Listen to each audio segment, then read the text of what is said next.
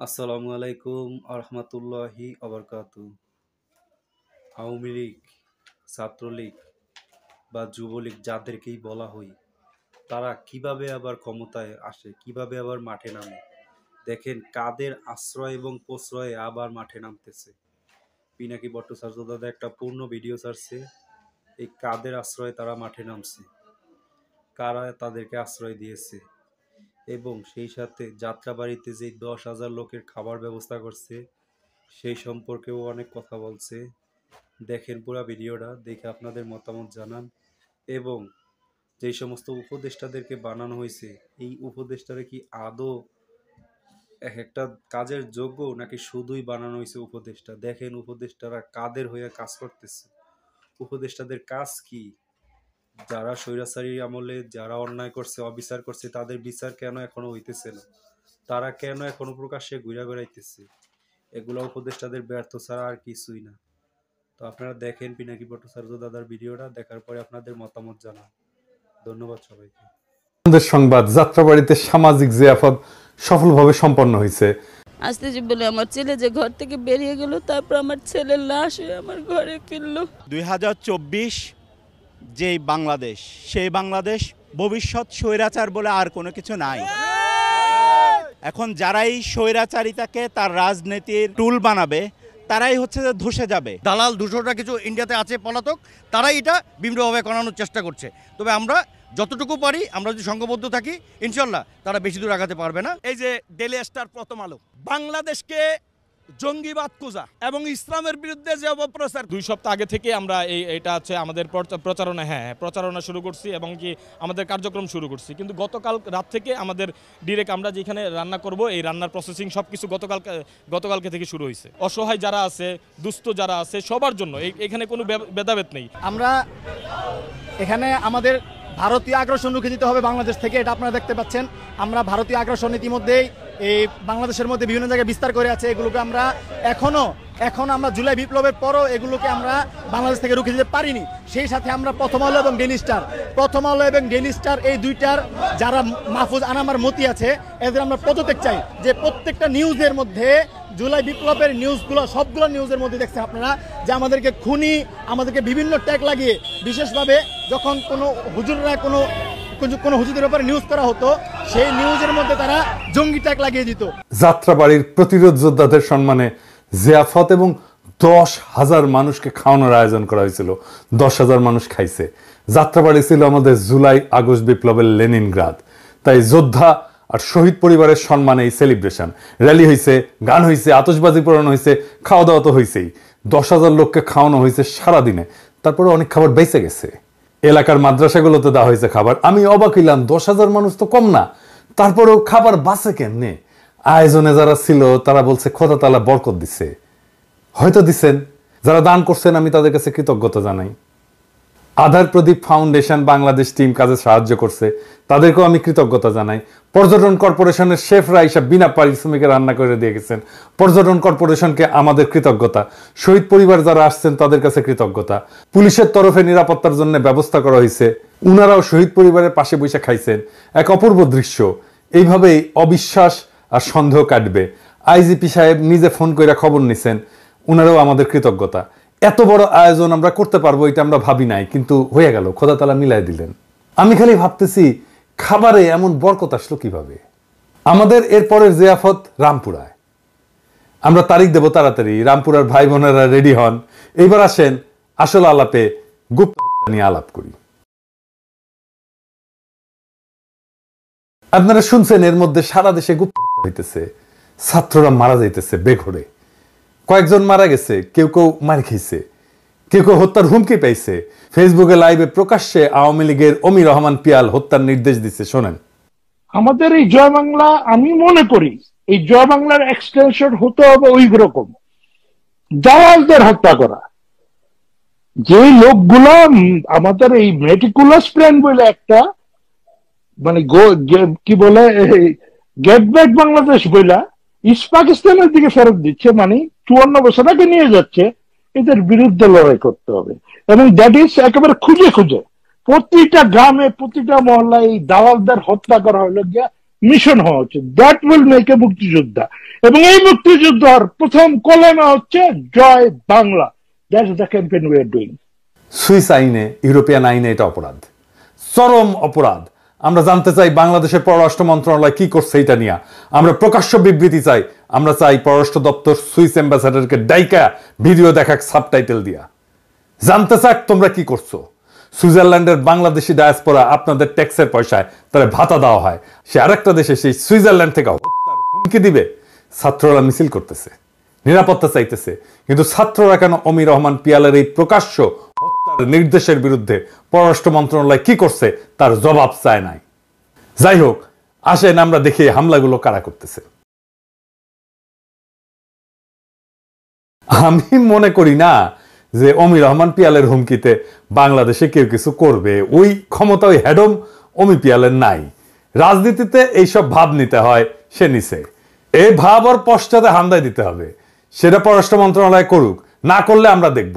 তবে যা রটতেছে তার মধ্যে কিছু ঘটনা আছে যা নিজেদের মধ্যে মারামারি, ছিনতাই, আবার কিছু সত্যি সত্যি গুপ্ত হত্যা। এর মধ্যে আমি সাদমান বলে একটা ছেলে, এই যে লড়াইয়ের ফ্রন্টলাইনার, তার একটা স্ট্যাটাস দেখলাম যে তার উপরে হামলা হয়েছে আর সে মৃত্যু ভয় করতেছে। আমার যেহেতু তার সাথে যোগাযোগ আছে এবং ওই ছেলেটার ভিডিও আমি ইউজ করছি, কিন্তু ছেলেটাকে পুলিশ আর্মার্ড কার পেইন্ট দিয়া অকার্যকর করে দখল করে নেওয়া সেই যুবক দেখেন।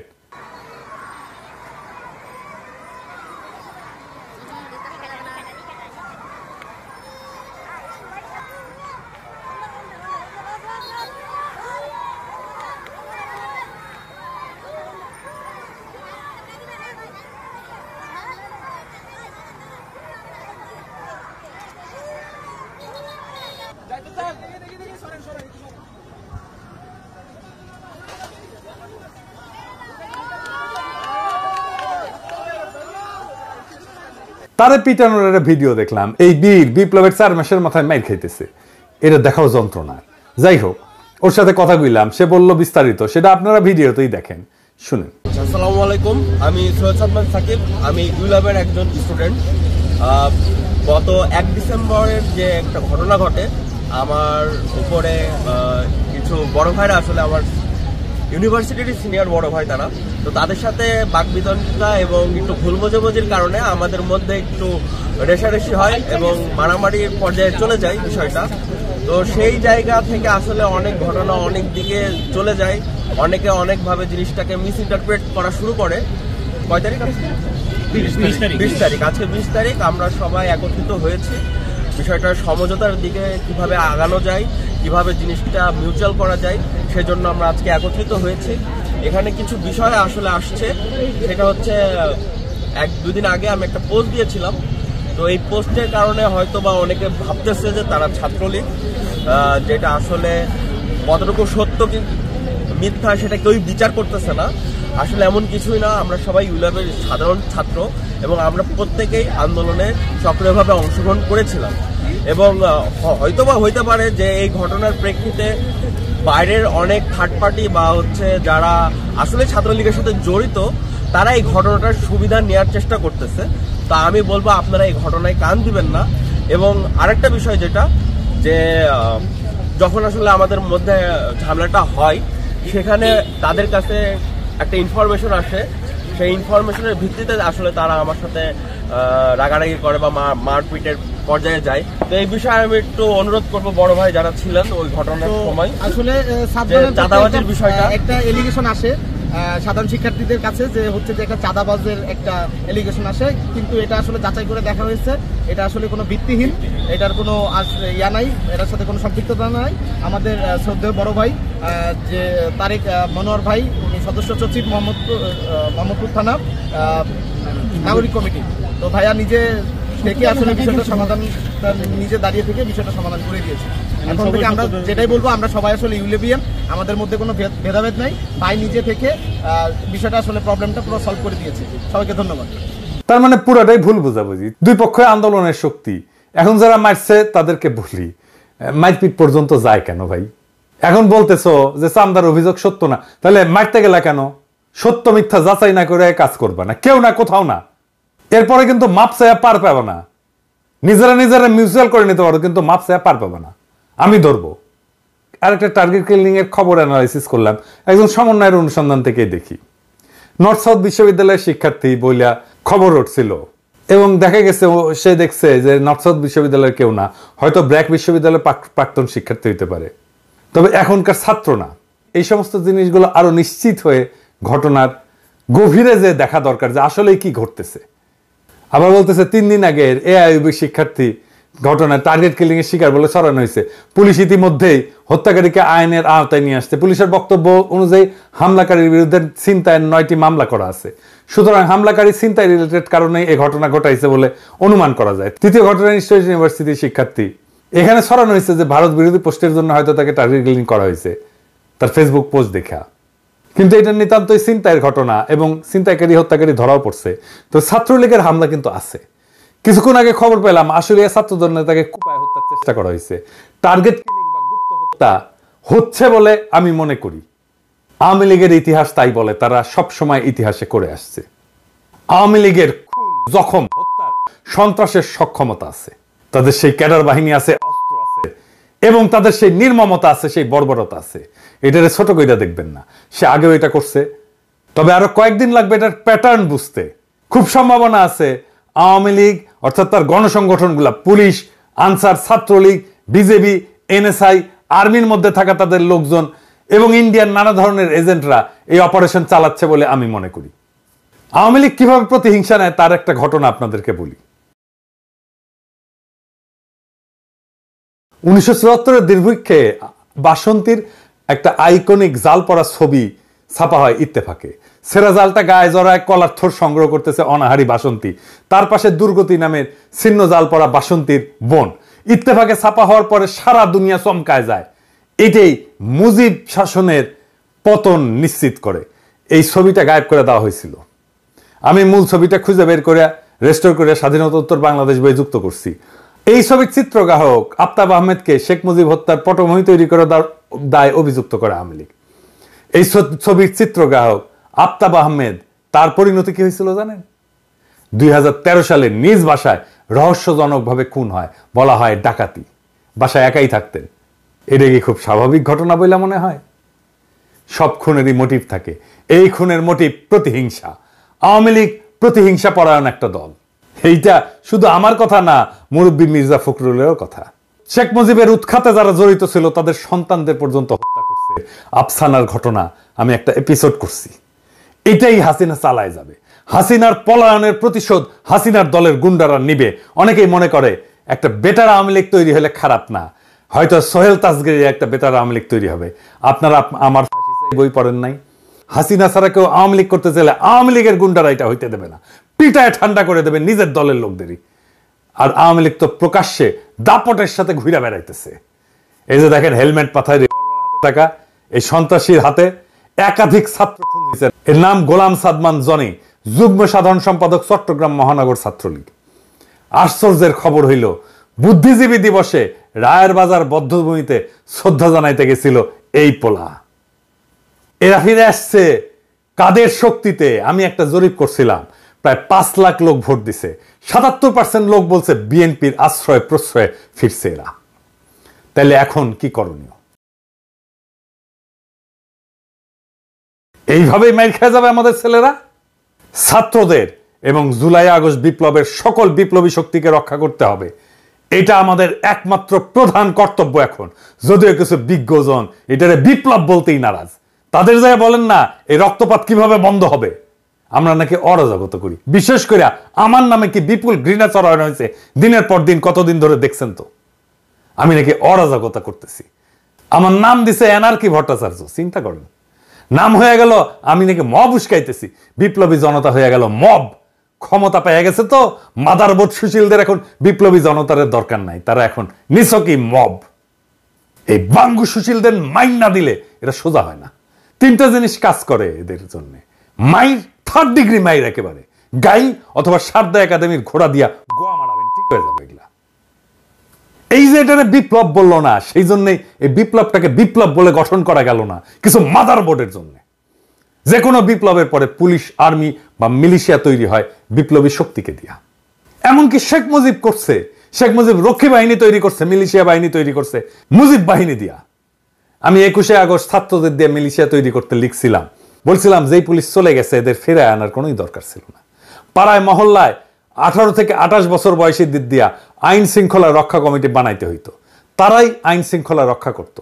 এদের পর্যায়ক্রমে প্রশিক্ষণ দিয়া পুলিশে আত্মীকরণ করতে হতো। এখনো এটা করা সম্ভব। আমি বলছিলাম এই দুর্নীতিগ্রস্ত ট্রিগার হ্যাপি রক্তপিপাসু পুলিশ বাহিনী আগামীর বাংলাদেশের কোনো কাজেই আসবে না। এই পুলিশ বাহিনীকে ফিরে আনা হয়েছে। বিপ্লবী ছাত্রদের হাতে অস্ত্র দিয়া মিলিশিয়া বানাইলে আজকে বেঘরে মরতে হইতো না। আমি বলছিলাম পাড়ায় পাড়ায় কমিটি করে ফেলতে, বিপ্লবের পর কেউ করে নাই। ছাত্ররা বলছে এটার মধ্যে নাকি ছাত্রদল ছাত্র শিবির ঢুকে যাবে। আমি বলছিলাম উপজেলা, জেলা, বিভাগ, তারপরে জাতীয় সমাবেশ করতে, করে নাই। বলছিলাম বিজয়কে সেলিব্রেট করতে, করে নাই। সারা দুনিয়ায় কোনো বিজয় সেলিব্রেশন হয় না প্যারিস ছাড়া, শুধুমাত্র প্যারিসে হয়েছে 5ই আগস্ট। এই যে এইটা